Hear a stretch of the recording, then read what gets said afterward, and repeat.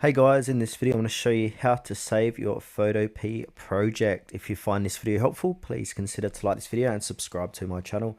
In saying that, let's just jump straight into the video.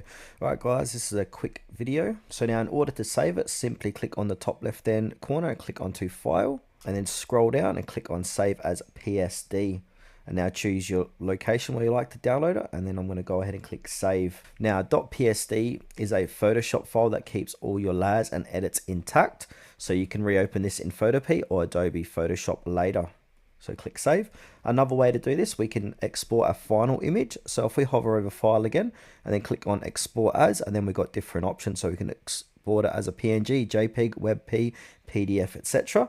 And then, so for example, I want to do save it as a PDF. I'm going to click PDF, and now I'm going to go ahead and click onto save here.